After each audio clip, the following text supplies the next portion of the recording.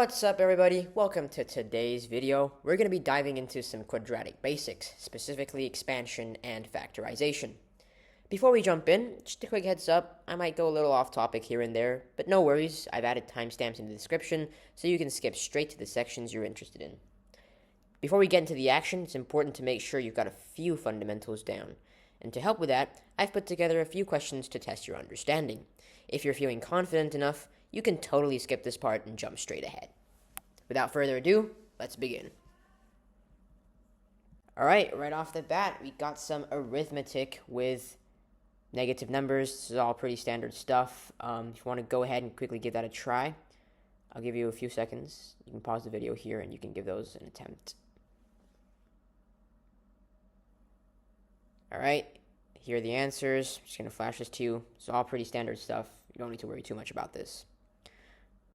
Same thing here. We just got a bunch of multiplication and division with negative numbers. There's a lot of negative numbers involved in quadratic, so it's important that you have a robust understanding of this before you proceed with the rest of the video. There you go, flashing the answers in 3, 2, 1. There you go. All right, now we're going to be moving on to adding and subtracting variables, right? So when we're adding variables together, we're just adding the coefficients, and the coefficients are basically the numbers in front of the variables. So in the case of x plus x, it's just 1x plus 1x, and that's equal to 2x. When we're also adding variables, it's important to note that you're only able to add like terms together, right? So terms that have the exact same variable. So even though we can add 2x and 4x together, we can't add 3y because x and y are different variables. So the answer is 6x plus 3y. Next question is just applying your basic principles of arithmetic, so nothing too serious there. And yes, variables can be more than x and y, right? So it doesn't matter if it's like x to the power of 1,000. As long as it's identical for both terms, then you can subtract the coefficients or add them. Do whatever you need to do. Negative 4x plus 5x is just simply 1x, right? But we usually don't like to write the 1 because the 1 is completely redundant, right? You can just write it as x. Next up, we got 6x minus x. Again, if there's nothing in front, then just assume it's a 1. Well, not really assume. There is a 1 in front. So 6x minus 1x is 5x. 7yx squared minus 3x squared y. I know this is a bit of a goofy question to be asking, but ultimately, if you see variables next to each other, they're being multiplied, right? So it doesn't matter what order you write these things in, it'll be the exact same variable. But you don't need to worry too much about this sort of thing because you won't be asked on these type of questions, right? So you don't have to worry too much about it. This could also be written as 4yx squared, but here I'm writing it as 4x squared y. Next one, again, just applying your simple arithmetic, negative numbers. So that'll be negative 7x. And then for the final question, 2x minus 4x, that will equal to 6x. All right, that's it. There you go. Final thing before we look into expansion and factorization is we're going to be looking into multiplying and dividing variables together. So similar to addition and subtraction, we're just going to be adding and subtracting things. But instead of the coefficients, we'll be adding and subtracting the exponents, right? So those are the numbers, the tiny little numbers on the top right corner. In the case of x squared times x, you're just going to be adding the exponents together. So 2 plus 1, right? There's nothing there. It's just a 1. 2 plus 1 is 3. So x squared times x would be x cubed. Just remember that when you're multiplying variables together, you're going to be dealing with them individually, right? So in the case of this next question here, you can see that for the two terms, there is an x and y term respectively. So you're going to deal with that individually. You're going to multiply the x variables from both terms, and then you're going to multiply the y variables of both terms together. Next question, 2x times x. You're going to multiply the x terms together, so 1 plus 1 is 2, and there's nothing really happening to the 2, so it's going to stay as is. So 2x squared will be your final answer. 3x cubed z times 2z squared. We got coefficients for both terms now, so you're going to multiply those together. And as you can see, both terms have a z variable, right? Both terms have a z variable, so you're going to kind of just, work with that. Let me just fix the 6 over here. All right, so there you go. So it'll be 6x cubed. We're going to leave it as is because there's nothing being acted upon the x cube, right? There's nothing happening to the x cube in this situation. You're going to add the z, the exponents for the z. Next up, we got 4x cubed times 2x.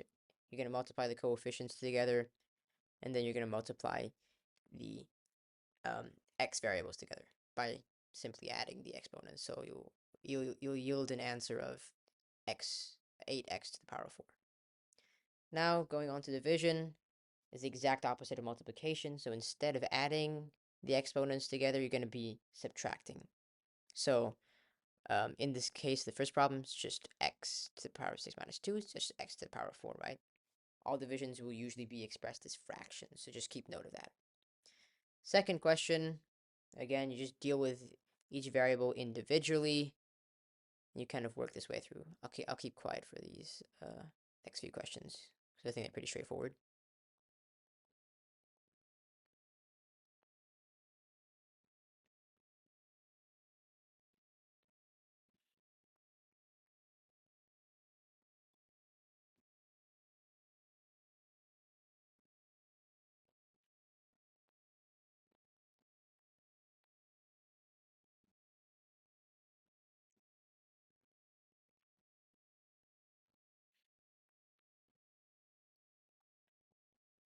So just a quick note, if you didn't quite catch on it from the previous question, you can see here that y squared minus y squared is just y0. We don't usually write anything to the power of 0 because that's just 1.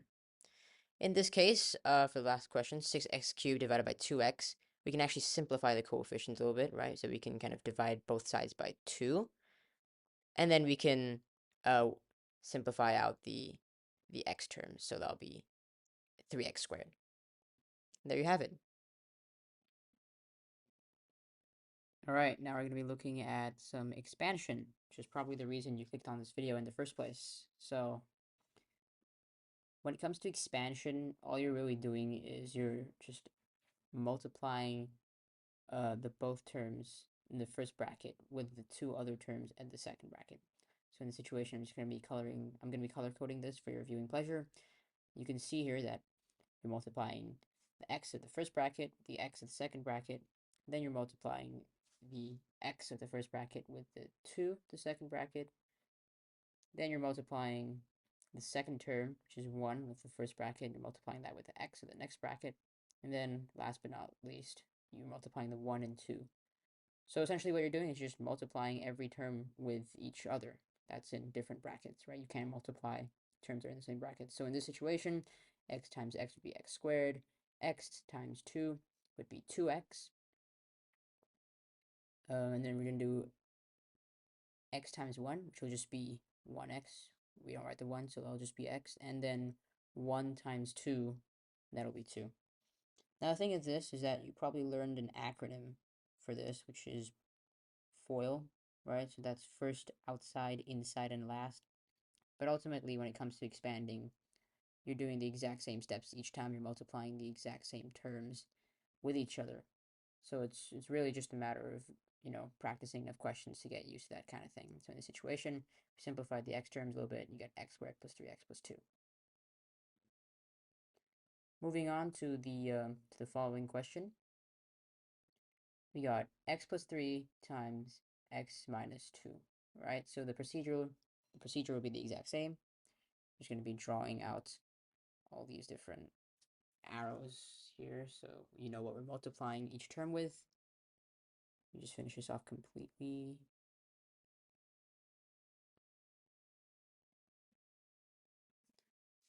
All right, there you go. So just, again, exact same like the previous question, you're just multiplying the same terms with each other. So x times x would be x squared.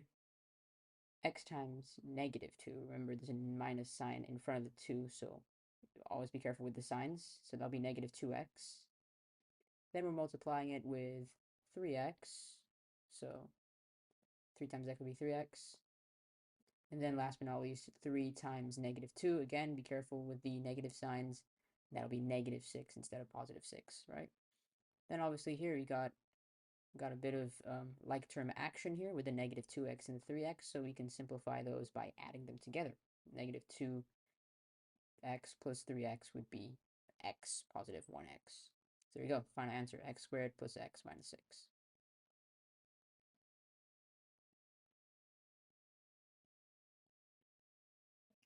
Now we got an even more elaborate one. Nothing too complicated. It's the exact same procedures. It's just that instead of an x in the first bracket, we got 2x. So again, going to draw the lines just to serve as a guide for us so we know what we're multiplying each term with.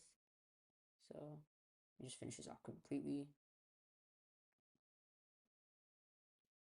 So there you go. Once you finish drawing all the lines, again, it's the exact same like the previous two questions. You're just going to start multiplying all the terms as per what you've just drawn. So 2x times x would be 2x squared, right? Because you're multiplying the x terms together. 2 stays as is. 2x times 2, which is the red over there, that would be 4x. We're multiplying the coefficients. So that'd be 4x. Then we have negative 3. Again, careful about the signs again.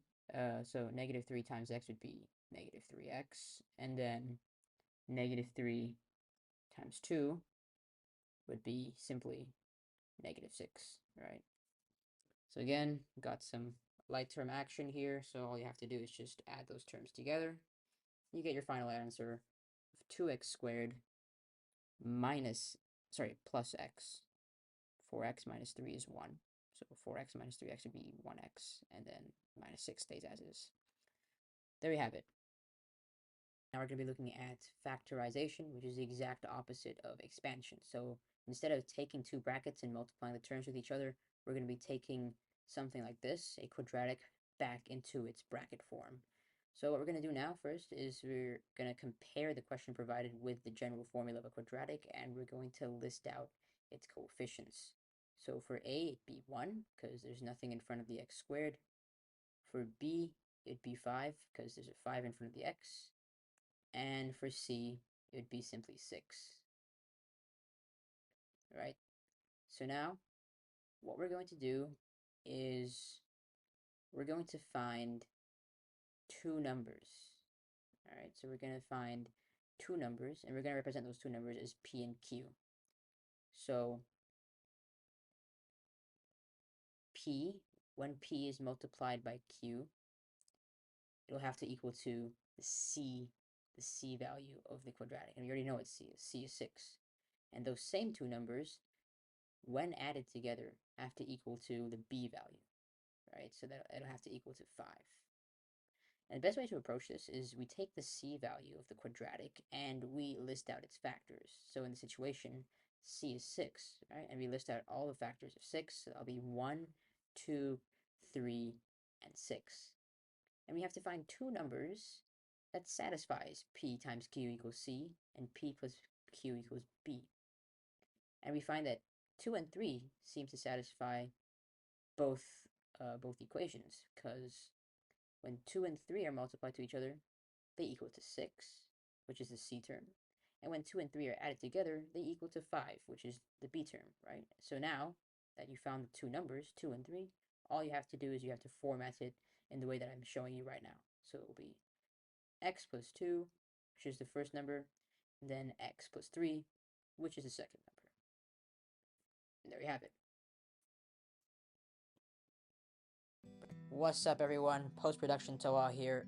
I hate to break this video so abruptly, but I realized that YouTube added a 15-minute cap for unverified channels. So channels that haven't verified their phone number yet. And I'm not gonna do that because I'm sharing this with 2 other people and God knows what they could do with it. So I'm making a part 2. Okay, bye.